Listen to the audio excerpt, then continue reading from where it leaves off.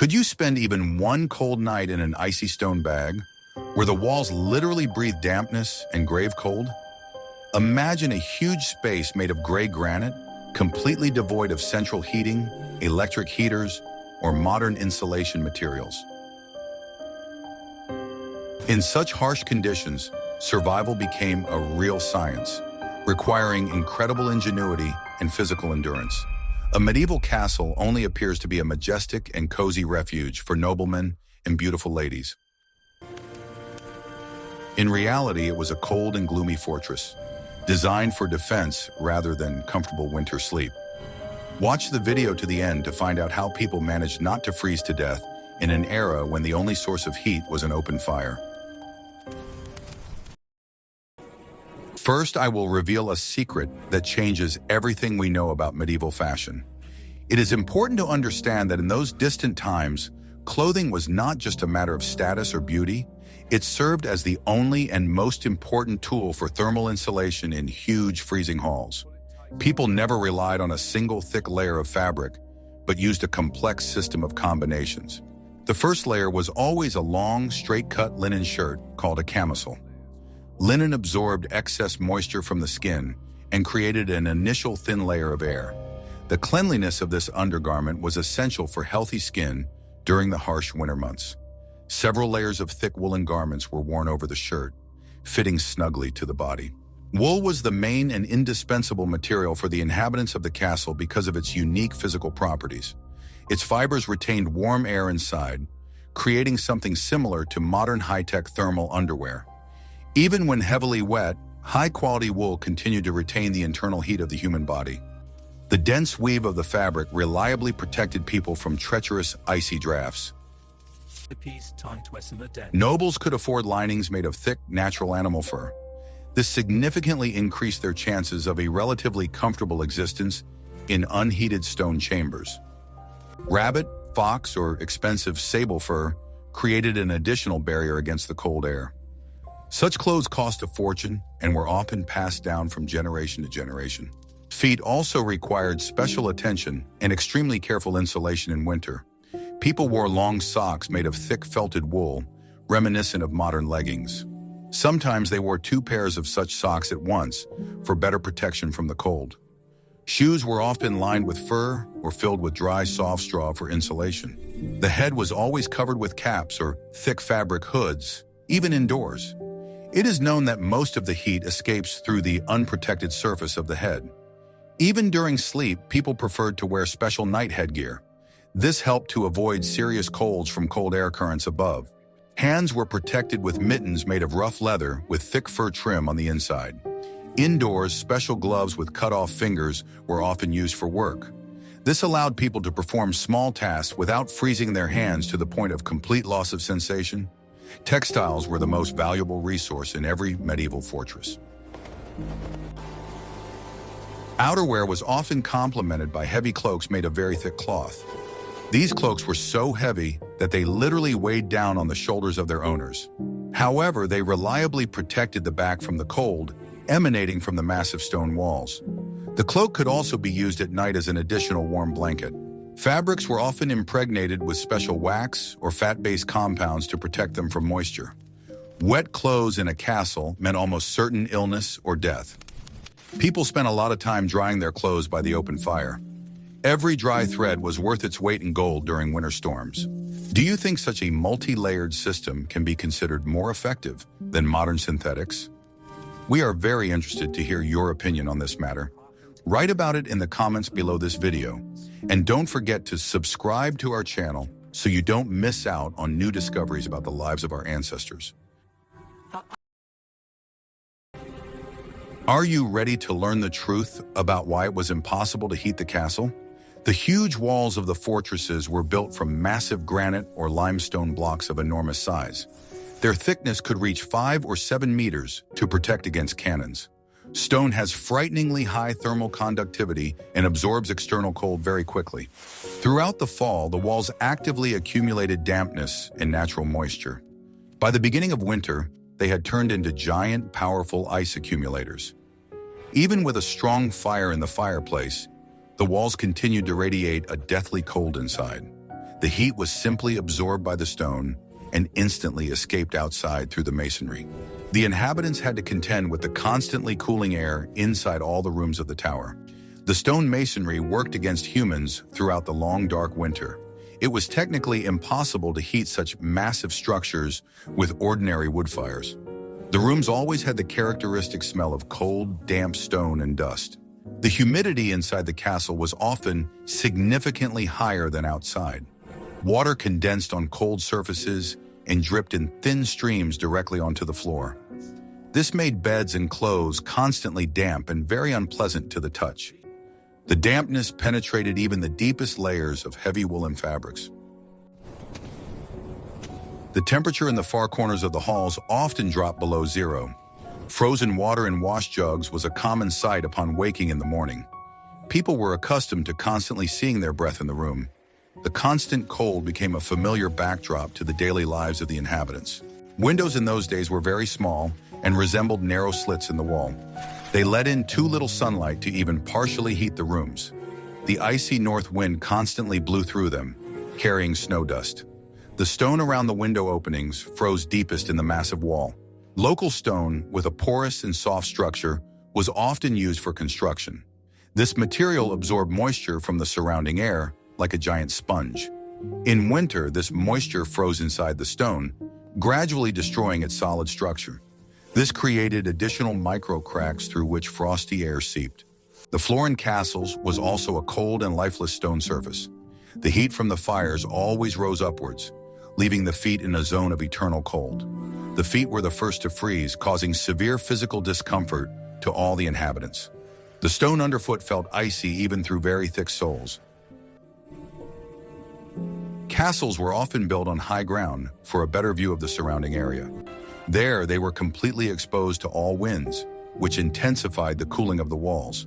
The wind literally blew the remaining heat out of every microscopic crack in the masonry. Defensive architecture always conflicted with the requirements of comfort. The interior partitions were also made of stone, which prevented heat from spreading throughout the rooms.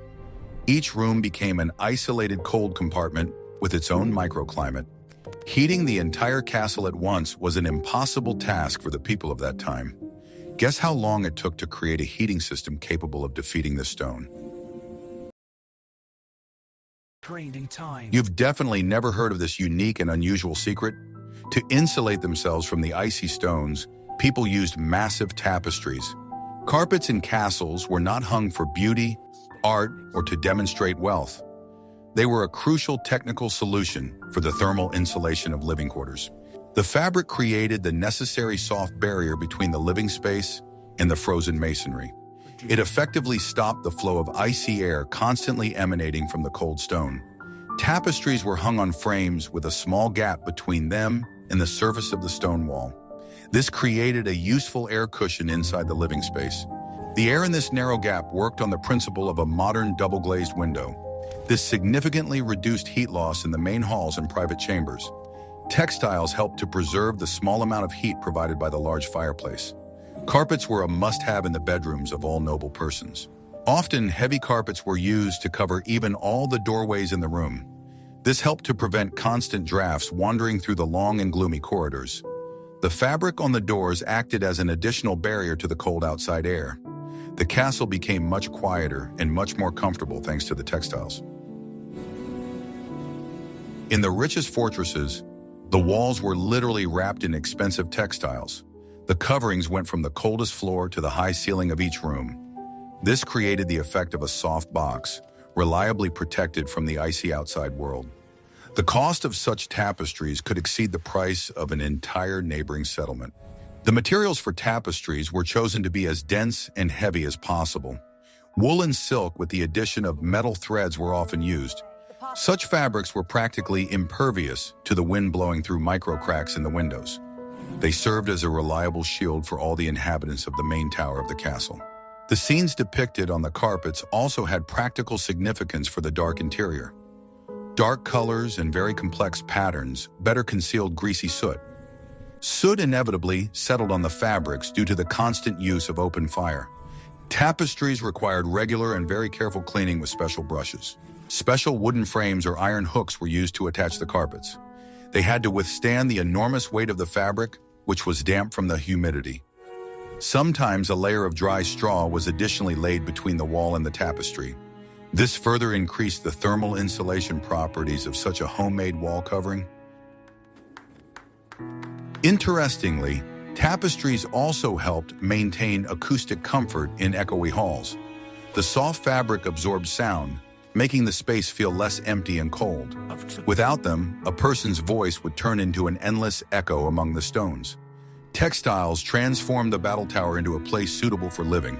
Like this, if you think this use of carpets is a truly ingenious solution, people in the past knew how to find a way out of the most difficult climatic situations. They used available materials to create technologies that we still use today. Your support helps us find even more unique historical facts. Don't forget to subscribe to the channel so you don't miss any new videos. What you are about to learn will completely change your perception of comfort and normal sleep. For the inhabitants of medieval castles, a bed was not a luxury item, but a vital device for survival. With stone walls, constant drafts, and almost no heating, nighttime was a real challenge. That is why beds were treated with special attention and ingenuity. Beds in medieval castles were often entire wooden houses, more like small rooms. They had a sturdy, massive frame, a reliable roof, and very thick curtains on all sides. This design completely isolated the sleeper from the cold surrounding space. Canopies were not used for decoration or romantic interior beauty, as is commonly believed today. Their main purpose was to create a sealed and warm microclimate around the person. The heat of the person's own body quickly warmed the confined space inside the curtained bed. The thick fabric did not allow the heated air to escape and protected against drafts. Inside such a cocoon, it was much warmer than in the huge cold room of the castle. The temperature inside the bed could be 10 degrees higher than the cold outside. This made it possible to sleep even on the harshest winter nights. The beds themselves were located very high above the frozen stone floor. This arrangement protected people from the cold air, which always sinks down and accumulates near the ground. Heavy chests with clothes, blankets, or utensils were often stored under the bed. They served not only as a storage place, but also as an additional thermal insulation barrier. The less free space under the sleeping area, the less cold penetrated the body. Every detail of the design worked to preserve heat. Sometimes special copper warmers with smoldering coals were placed under thick down quilts. These warmers slowly gave off heat for several hours. Large heated stones wrapped in thick cloth also served as an excellent source of heat. This allowed the bed to be warmed up in advance before going to sleep. Such precautions helped to avoid nighttime hypothermia and the dangerous diseases associated with it. In those days, a cold could easily end tragically. Therefore, warming the bed was considered not a luxury, but a necessity. Sleep directly affected health and the ability to survive. Bedding was made exclusively from natural materials. Thick sheep's wool or warm goose down was used. Several heavy blankets covered a person from above, creating a reliable multi-layered barrier. The body was literally trapped in a heat trap where every movement preserved precious warmth. People often slept in a semi-sitting position due to the small size of the beds. This posture helped to reduce the amount of space that needed to be heated. In addition, heat was better retained in the chest and abdomen. Even the position of the body was subordinated to the task of survival. Inside the bed cupboard, there were often secret niches and pockets for storing small items. Dry socks, shirts, or hats were kept there. Everything necessary was at hand and remained warm. The wood of the frame itself also served as an excellent insulator from the cold stone walls of the castle. Such beds were real fortresses inside the main stone citadel. They protected the sleeper from the cold, wind, and dampness. Inside the small space, a person felt relatively safe. It was a personal island of warmth in an icy world. Sleeping together was not only a matter of intimacy, but also a practical means of survival. Two people warmed the space inside the canopy much faster and more efficiently. The heat was retained longer, and the night passed more peacefully. Sometimes specially trained small dogs were placed at the feet. The animals worked like living hot water bottles in the harshest January frosts. They instinctively snuggled up to people, helping to keep them warm. This union was beneficial to both sides. Man and animal together resisted the cold. In the morning, Leaving such a warm nest was a real test of willpower. The cold air in the room instantly burned the skin after the cozy microclimate of the bed. The contrast was particularly stark. This moment was considered the most unpleasant of the whole day.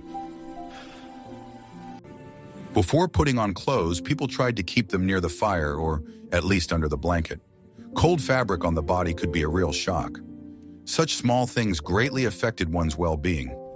Morning rituals were aimed at a gradual return to the cold. Thin linen underwear was rarely changed so as not to release the accumulated heat. People preferred to sleep in the clothes they had worn during the day. This allowed them to retain body heat and reduce its loss at night. Hygiene often gave way to survival. The bed design itself was the pinnacle of engineering at the time.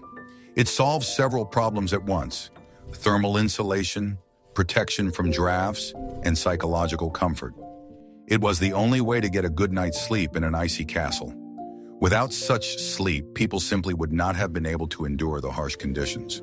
Do you think you could fall asleep in such a cramped and confined space?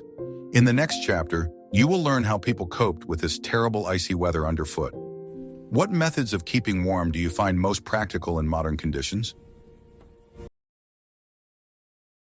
Floors in medieval castles were usually made of very cold stone. Brick or tightly packed wet clay was also often used underneath. This made the lower part of the rooms extremely unpleasant to walk on. The cold from the ground quickly penetrated the thin shoes of all the inhabitants. To prevent heat loss through the feet, the floors were covered with grass. A thick layer of dry straw or reeds served as an excellent and inexpensive insulator. This plant bedding worked on the principle of a modern warm pile carpet. It trapped cold air at the surface of the frozen floor. In wealthy homes, woven mats could be laid on top of the straw. This made the covering more even and comfortable for people to walk on. The mats also helped to keep the straw in place. Sometimes the skins of large forest animals were used for additional comfort in bedrooms. The straw had to be completely replaced regularly due to moisture accumulation. It quickly absorbed all spilled liquids and dirt. Clean bedding provided not only warmth, but also relative hygiene. Replacing this layer was an important part of the seasonal work of all servants. Dried aromatic herbs were often added to the bedding for a pleasant smell. Lavender, mint, or wormwood were used to combat harmful insects. When walked on, the herbs released their scent, refreshing the air in the halls. This helped to mask the smells of dampness and smoke from the fireplaces. The layer of straw could reach 10 or even 15 centimeters in thickness. This created a soft and very warm surface for people to walk on. Servants could sleep right on the floor, burrowing into the straw. It was an affordable and effective solution for all the inhabitants of the castle. In winter, the amount of fresh grass on the floor was significantly increased. This helped to reduce the overall humidity in the room by absorbing moisture. Dry grass created an additional air layer above the icy granite foundation. People greatly appreciated this natural material for its affordability. A layer of wood ash was sometimes laid under the straw for disinfection. The ash helped to effectively combat mold under the grass flooring. This was important for preserving the durability of all the wooden elements of the castle. The system was simple but worked flawlessly for many centuries. However, this type of flooring had some very serious drawbacks. Dry grass was extremely flammable when near open flames. Any spark from the fireplace could cause the floor to catch fire instantly. The castle's inhabitants had to be extremely careful when handling firewood. The grass also served as a refuge for various small rodents and pests. People put up with this neighborhood for the sake of the saving warmth under their feet. Floor insulation was a matter of preserving health and the ability to move around. This simple solution saved thousands of people from chronic joint diseases. Are you ready for the shocking truth about medieval fireplaces? Fireplaces were the only source of active heat in the entire huge stone castle. During the cold season, the lives of all the inhabitants literally depended on them. Without fire, the stone walls quickly turned into an icy trap. However, their efficiency was extremely low at that time. Most of the heat literally flew out through the wide chimney. Fireplace designs were not yet able to retain heat inside the room. People saw the fire, but hardly felt its benefits. The heat from the fire spread very unevenly in only a short distance. Just a few steps away from the hearth, the temperature dropped sharply. To keep warm, people had to sit almost right next to the open fire. This was uncomfortable and sometimes even dangerous. At the same time, the back often remained in the zone of the icy draft. Cold air was drawn into the room through doors, windows, and cracks. Fireplaces created a strong draft that sucked warm air out of the corners. This only intensified the feeling of cold. The enormous size of the fireplaces allowed massive whole logs to be burned inside. Sometimes tree trunks were placed in the fireplace, which burned for hours. This provided a lot of bright light, but very little real comfort. The flames looked impressive, but hardly warmed the room. Special massive metal screens were used to combat heat loss. They were installed behind the fire or on the sides of the hearth. They reflected the heat radiation back into the center of the living quarters. Even such a simple measure was considered an important improvement. Wooden benches with very high backs were often built around the fireplace. The wood served as an additional barrier to cold air.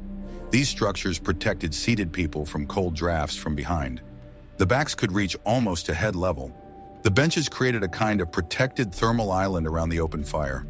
This is where the owners of the castle, guests, and servants gathered. It was the most popular place for socializing on long winter evenings. It was extremely uncomfortable to be outside this circle of warmth. Chimneys were often clogged with soot and required regular and difficult cleaning. The procedure was dangerous and dirty. Poor draft led to smoke filling the rooms and caused severe coughing. Sometimes smoke literally filled the entire hall. The walls around the fireplaces were always covered with a layer of black, greasy soot. The ceilings darkened very quickly. People got used to the constant smell of burning in their heavy clothes. This smell accompanied them throughout their lives. In the largest halls, several huge stone fireplaces were built at once. They were placed along the walls at a distance from each other. However, even this did not guarantee a pleasant temperature in the center of the room. The space remained too large to heat. The air remained icy just a few meters away from the main source of fire. The floors were frozen and breath turned into steam. Life in the castle was a constant balance between heat and cold. People either froze or burned. Dry branches and special tinder made from wood fungi were used to light the fire. Preparing the fire required experience and precision. Keeping the fire going at night was the direct responsibility of specially trained junior servants. They stood guard by the hearth for hours. If the hearth went out in severe frost, it could have fatal consequences. The temperature inside the castle dropped very quickly. Firewood was harvested in huge quantities throughout the summer. It was stored in dry places and strictly accounted for. Fireplaces also served as the main place for cooking and quickly reheating food. Kitchens were often located next to large hearths. Iron grates and hooks for heavy cauldrons were installed inside the hearths. Soups were cooked and meat was stewed there. The smell of food mixed with the aroma of burning wood and pine resin. This smell filled the entire castle.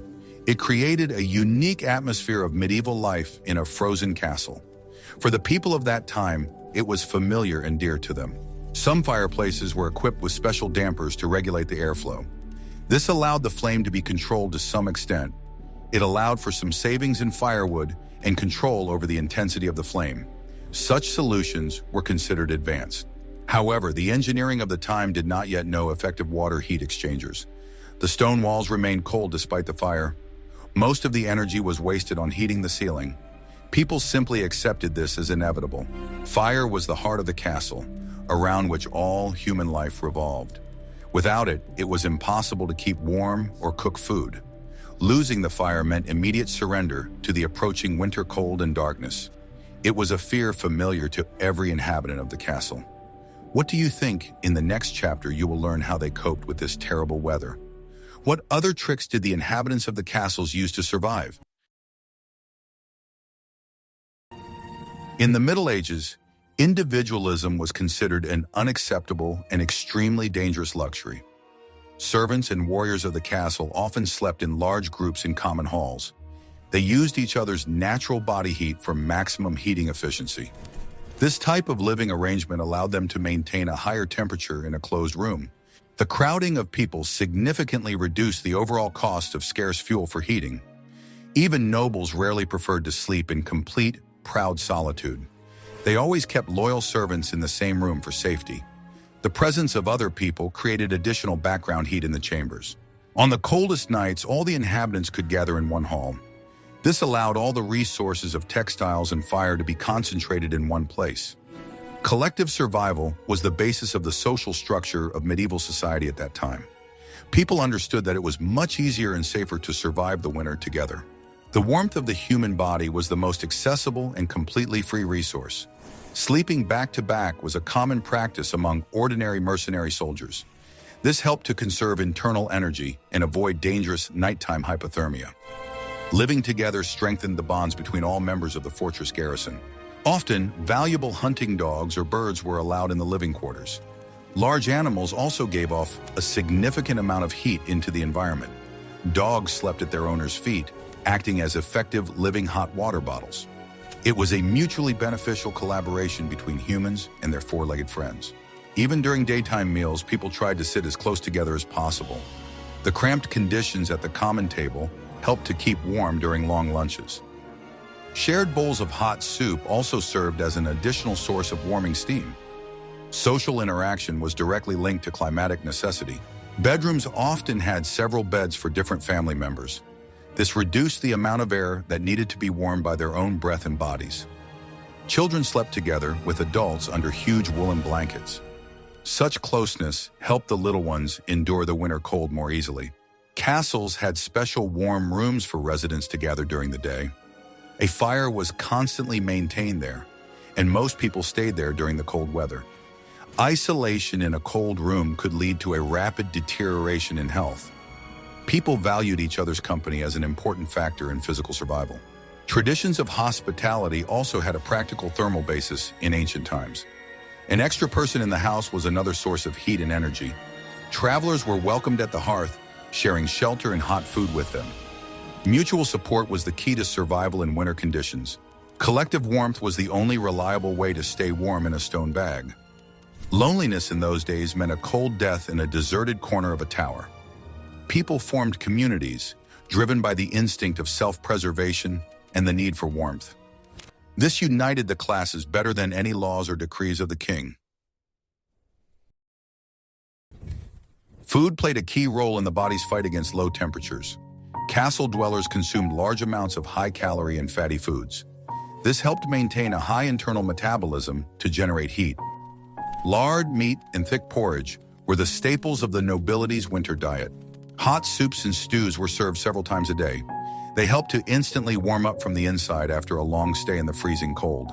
Hot liquids quickly spread heat throughout the body via the bloodstream. Food was an important fuel for the internal stove of every living person. The use of warming oriental spices was very popular among wealthy people. Ginger, pepper, and cloves were valued at the weight of pure gold in those days. These additives caused a rush of blood to the skin and created a feeling of warmth.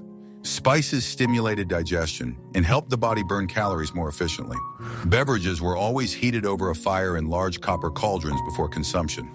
Honey, roots, and medicinal bitter herbs were added to wine or ale. A hot mug in your hands quickly warmed your frozen palms and face. It was a simple but very effective ritual in every home. Honey was an important source of quick energy for the inhabitants of northern regions in winter. It was added to almost all drinks and many meat dishes. Sugar was a rare and expensive commodity, available only to the upper echelons of society. Honey helped to maintain strength in conditions of constant cold and stress. Vegetables were mainly eaten boiled or baked to preserve heat. Raw food was considered cold and less beneficial for the winter season. Onions and garlic were valued for their antiseptic and warming properties in the diet. They helped to strengthen the immune system in the perpetually damp stone halls. Deep cellars under the main towers of the castle were used to store food. The temperature there was stable, which prevented the supplies from spoiling during the winter. Stocks of grain, salted meat, and dried fish were a strategic reserve. The lives of the entire garrison during sieges depended on their preservation. Strong drinks of their own production also helped people endure the nighttime cold. Alcohol created a temporary illusion of warmth and helped them fall asleep faster in their icy beds. However, people knew their limits, as excess alcohol led to dangerous hypothermia. The tradition of drinking hot beverages has survived to this day. Festive feasts in winter were a way to raise morale and warm people up. The abundance of food and wine on the tables created an atmosphere of abundance and security. The fire in the hearth and the steam from the dishes turned the halls into warm oases. Food was inextricably linked to the climatic strategy of survival. Without high-calorie food, the body quickly succumbed to the encroaching icy cold of the walls. Fat served as a natural fuel, allowing the heart to beat steadily and strongly. Each meal was a small victory over the harsh and merciless winter. People valued food as a source of life and warmth in the Dark Ages.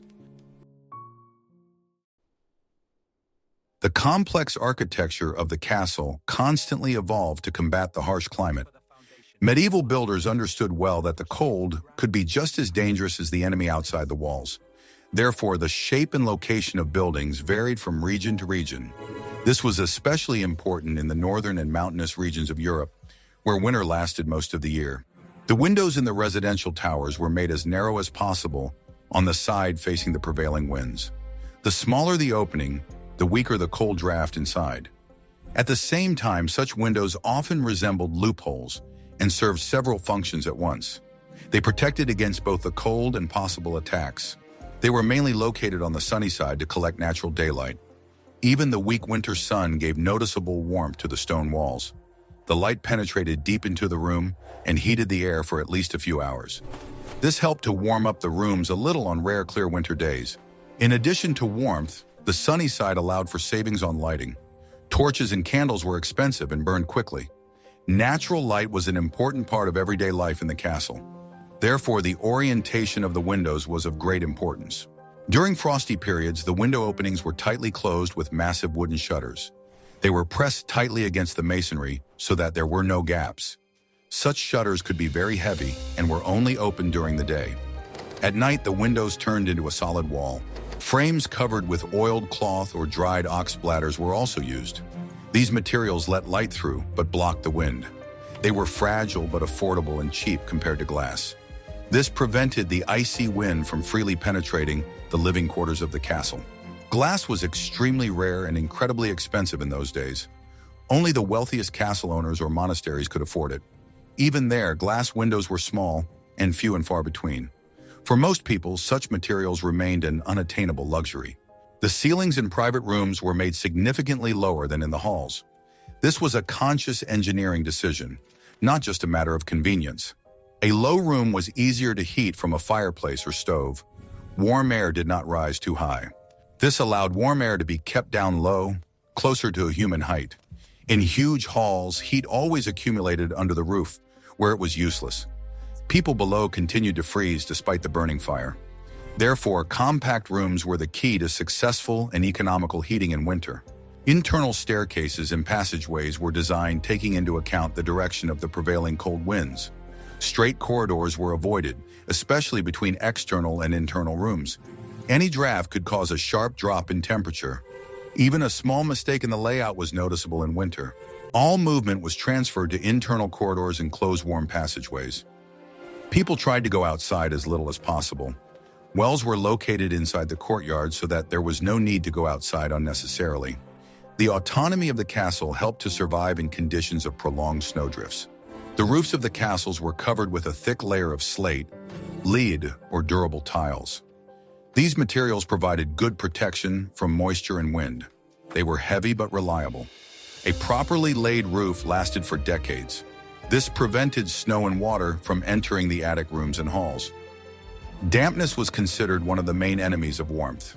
A good roof was the basis for dryness and relative warmth throughout the building. Roof maintenance was a priority for all builders.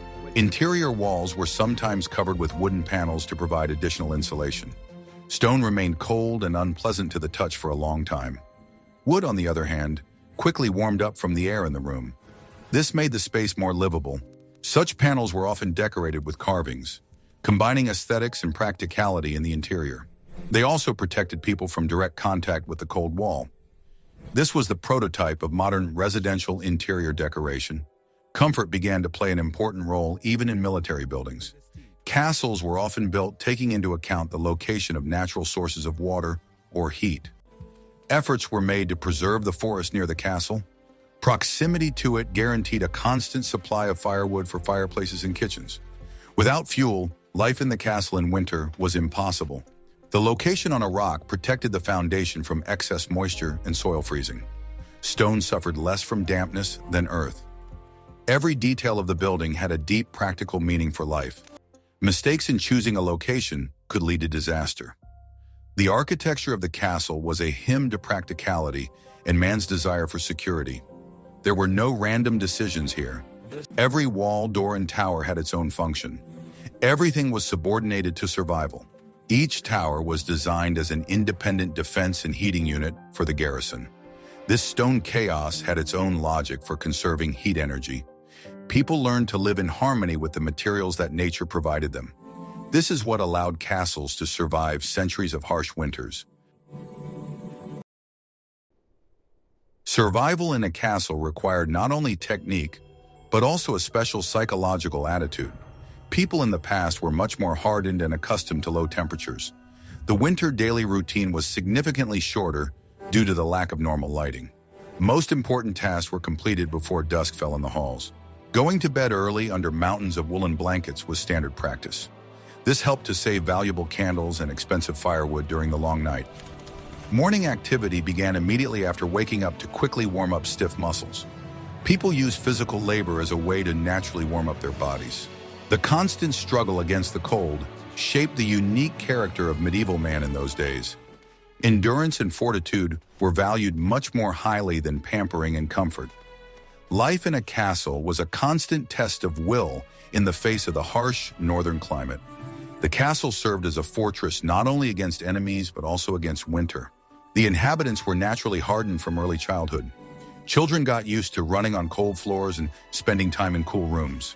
This strengthened their immunity and prepared them for the harsh conditions of adult life.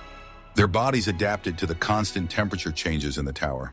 Castles had special traditions of winter entertainment and group games by the fire. Storytelling and singing songs helped distract people from the cold and darkness. A good mood was considered an important factor in maintaining overall health and strength. The collective spirit helped overcome winter depression in the space. The training of young knights and servants included survival skills in extreme conditions. They learned how to build a fire, keep their clothes dry, and find shelter. This knowledge was passed down from generation to generation as the basis for preserving the family line. The experience of their ancestors was the most valuable textbook for the inhabitants. Winter was a time for repairing equipment and preparing for the new spring hiking season. Men cleaned their weapons and armor in the warmth of the smithies. Women spun wool and sewed new warm clothes for the whole family by the fireplace. Routine filled life with meaning and helped pass the long months of frost. Priests and healers monitored the health of the inhabitants during the winter months. They used herbal infusions and special ointments to protect the skin from frostbite. Faith and prayer also gave people inner strength in their struggle against the forces of nature. Spiritual fortitude was no less important than physical strength. The end of winter was always celebrated with great fanfare and sincere joy by all the inhabitants. The first rays of the spring sun signified man's victory over the icy captivity of the walls. It was a time of hope and the beginning of a new cycle of active life outside the fortress. The experience of each winter made people wiser and stronger. The people of the past had an incredible zest for life and an ability to adapt. They created their own world in conditions that seem absolutely impossible to us. Respect for their resilience helps us to better appreciate our modern conveniences. We are the heirs of those who were not afraid to challenge the eternal cold of stone. Life in a medieval castle in winter was far from romantic fairy tales. It required enormous daily effort from each person just to stay alive. These harsh conditions shaped many of our modern habits in construction and clothing. Every technical achievement today is the result of the experience of generations who lived in icy halls. Do you think you could give up all the benefits of civilization for a week? The test of cold and darkness in a stone tower would be a real shock for a modern person. We are used to the stable warmth that our ancestors worked hard to achieve every day. Suggest topics for future videos about survival in different historical eras in the comments. Be sure to subscribe to our channel so you don't miss out on new exciting research into the past.